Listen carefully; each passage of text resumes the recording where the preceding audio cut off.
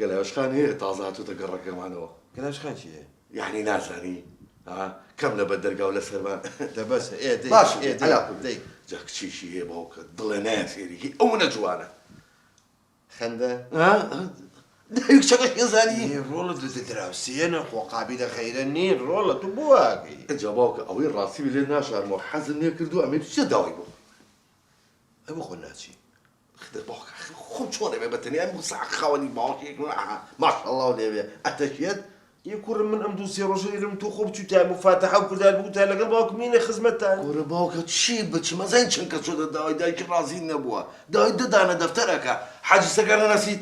كورم تو غلطي ده دفتر اخر شلون داواكري الله من خلاتم حاجه سكر نسيت لو سيما هاي شلون رفيق ما ايه شو دا خوازي بو كراكي داوي دانا دفتري لك حاجه سكر شواري شياودي هالرازي نبوا حتى تو بودرو وكيد بوباوك اي حاجه سركار كواكري كورا شلون نيتي بابا كوريشينا يستيها كورا بابا مناري دوني تول في دوني شش حوصاله كورا باوك منالي شي بس سميلي وكو بتعني بيه بخوتها انا قفي سميليتي ايوه اوني ايه ديك تخو والحق ده ازاي شلون سيريكا كاكا تو من بوح لكم ايه شلون ده دفتر يعني معقول يشتيوا ايه شلون تو يتقى اوني اقام لي تو بيانا ساعات شعري بياني خلاص السيد انا صاله اتشيبو ايه واه عادي بزار موكو بياو تشنا بيانو تشنا باوك جا خود زين للجمعة زيادة يك روجي سراحات منك ازان اوي راسي بنجاو رقم بيا كردو تشن بنجاو رقم يا اخوا دارس يبو يا اخوا داوشي يبو يا اخوا عمر النمل يبو حتى سلبي كربي معقوله بس يدا انا صال بس جمعه اللي درت بنجاو رقم بياكي ها اي خو ادبسس اي باشا او هم مصاواه اي باشا بنجاو اخر معقوله بس يصل بنجاو رقم بياكي ها دارسي داوشي دافتي ايه ده باشا لا يلا ما اخر معقوله بس يصل بنجاو رقم بنجاو رقم يزور باوك اي بنجاو رقم بوكا مكاكا اخر معقوله بس يصل بنجاو رقم اي باشا اي دود وين تشد انا صلتو شنو هي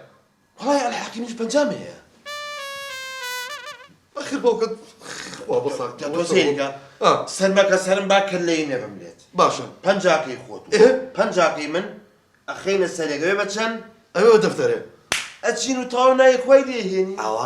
باوك جون سيرمكا لا تشيسم لا كرتم كورا رول بوابا خود اللي بو انا بيع اي باوك ده انا دفتري كرو اما يك دفتر مان بيه كورا بابو خوي بلا كرم خوشن هنان ببارو بالرقم نيه بعقل ومعرفه تبقى